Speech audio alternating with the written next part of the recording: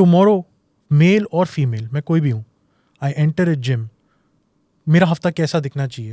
What are the minimum requirements that I need to begin with, और उसको मैं building blocks की तरह कैसे बढ़ाते रहूँ टू ए हेल्थियर लाइफस्टाइल?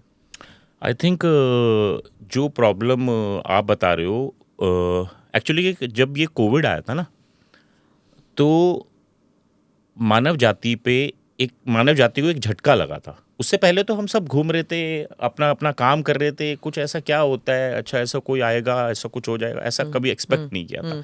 तो मानव जाति को एक झटका लग गया ना, अरे ये क्या हो गया। तो लोगों ने अपनों को खो दिया, लोगों ने अपनी जॉब्स खो दी, लोगों ने अपने बिजनेसेस में बहुत ज़्यादा लॉस देखे। तो उस वजह से फिजिकल के साथ साथ हम मेंटल टूट गए, ठीक है ना। क्योंकि अपनों को खोना क्या होता है, वो जिसके खोते हैं उन्हीं को पता चलता है। और जब किसी ने 20 साल से कोई बिजनेस स्टेब्लिश किया हो, वो उसके बच्चे की तरह होता है, वो सडनली ख़त्म हो जाए तो कैसा फील होता है। बट आई थिंक कोविड के बाद अब एक बात तो समझ में आ गई, क्योंकि डॉक्टरों ने ये बोला, मेरे जैसे तो पहले ही बोलते थे इम्यून सिस्टम इम्यूनिटी को स्ट्रॉन्ग रखो। तो डॉक्टरों ने बोला अब जिसकी इम्यूनिटी स्ट्रांग होगी वो कोविड से फाइट कर लेगा, एल्स तो फिर लंग्स में दिक्कत आएगी, ये म्यूकस जमेगा और ये होगा, 36 चीज़ें हैं। तो बट उसके बाद लोगों को समझ में आया, अच्छा इम्यूनिटी क्या होता है, अच्छा ये कैसे बढ़ती है भाई साहब। वो कह रहे जी ये वर्कआउट करने से बढ़ती है, सांप ब्रीदिंग एक्सरसाइज करो इससे बढ़ती है। तो लोगों ने ब्रीदिंग एक्सरसाइज करना शुरू कर दिया, लोगों ने वर्कआउट करना शुरू कर दिया। बट मैं कहता हूँ चलो हाँ जैसे भी समझ आई, बट आई तो सही। बट आई थिंक मैं जितने लोगों से मिलता हूँ, फिजिकल से ज़्यादा लोग मेंटली ब्रेक डाउन हो गए। So I walk into the gym, अब मुझे अपना रूटीन बताओ। लेट्स से मैं सबसे पहली बात तो कल मत जाना, आज जाना। क्योंकि कल जो होगा ना वो होगा या नहीं। अब लेट्स से मैं बोलूँ मैं स्मिता मैम से कल फिर मिलूंगा, भाई कल क्यों मिलेगा, कल आएगा, तू रहेगा, तू मतलब उस बात की गारंटी लिख के दे के जा कि कल तो स्मिता मैम से मिलेगा। तो लिख के नहीं दे सकता, मुझे नहीं पता यार, मैं मतलब रात को लेटूंगा और कुछ हो जाएगा तो मैं भगवान के पास पहुंच जाऊंगा। तो यानी मैं आज ही मिल लूंगा मैम, इस पॉडकास्ट के बाद मुझे आपसे 2 सवाल करने हैं, मैं आज ही पूछ के जाऊंगा। तो सबसे पहले तो इट्स पॉइंट, हाँ इट्स अ वैलिड पॉइंट। जैसे आपने बोला यार मैं कल सुबह जाऊंगा या 1 तारीख को जाऊंगा, 1 जनवरी से मंडे को जाऊंगा। अरे भाई मंडे कब आएगा, कब 1 तारीख आएगी, तो तू आज ही क्यों नहीं चला जाता। तुम बोलो कि यार ये पॉडकास्ट फिनिश करके, या फिर लेट्स से मैं अपने काम से फ्री होके आज 10 मिनट चाहे जिम में ना हर मशीन के हाथ लगा के आना है मुझे, ये मेरा डिसिप्लिन है। ठीक है। तो बट चलो खैर, अब जब मैं जिम में आ गया हूँ ना, तो सबसे पहली बात तो मुझे ये लगता है कि आप राइट में कौन क्या कर रहा है, लेफ्ट में कौन क्या कर रहा है, वो मत देखो। उससे क्या होता है, उससे 2 चीज़ें आती हैं, या तो आप ओवर एक्साइटेड हो जाते हो कि यार ये डिप्रेस हो जाते हो, या फिर डिप्रेशन।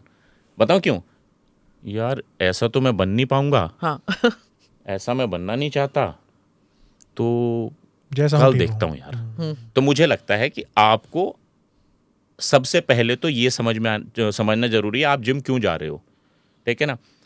उसके बाद सबसे पहले ये देखो कि आपको जो ट्रेन करने के लिए या जो गाइड करने के लिए है वो क्वालिफाइड है, आप उस पर विश्वास कर सकते हो।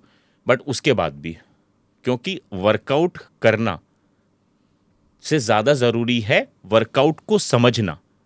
शारीरिक संरचना तो एक मतलब ये तो विज्ञान से भी बड़ी संरचना है, मतलब विज्ञान क्या ही करेगा, भगवान ने ऐसा बना दिया।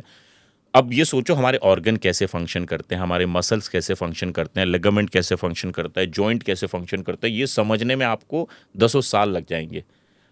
तो सोचो जब तुम पहले दिन जिम में गए हो, तुम्हारा बस एक ही प्रॉमिस होना चाहिए, आज मैं 30 मिनट वर्कआउट करूंगा, ठीक है ना।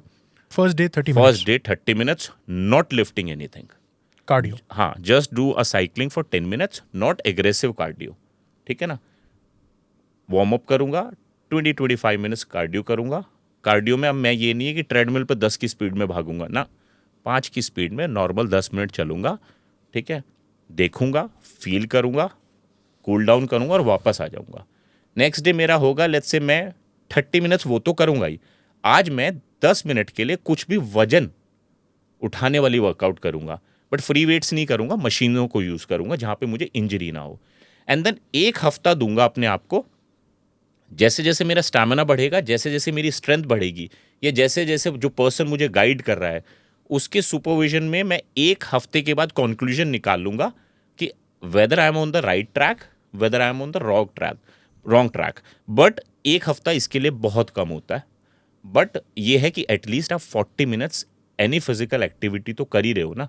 अब आप बिलीव करना, आप फिजिकली बहुत जल्दी चेंज नहीं हो जाओगे, बट मैं लिख के दे देता हूँ आपको, एक हफ्ता जिमिंग आपको वो मेंटल स्ट्रेंथ दे देगी ना जो आप घर पे बैठ के एक महीने में भी अचीव नहीं कर पाओगे। दैट मीन्स आप समझो ना, आप अपने आप को टाइम दे रहे हो।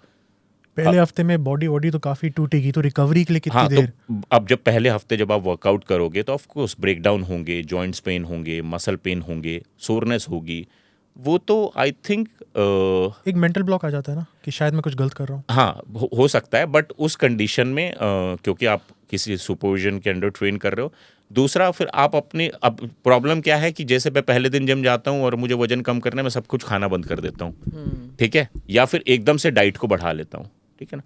वो नहीं करना चाहिए। मुझे अपनी डाइट को उतना ही रखना चाहिए जितना मैं बिना वर्कआउट के खा रहा था। But of course let's say कुछ फ्रूट ऐड कर लिया आपने वर्कआउट से पहले, बनाना खा लिया 1 घंटे पहले, एक सेब खा लिया क्योंकि विटामिन सी की ज़रूरत पड़ेगी, तो एक संतरा खा लिया।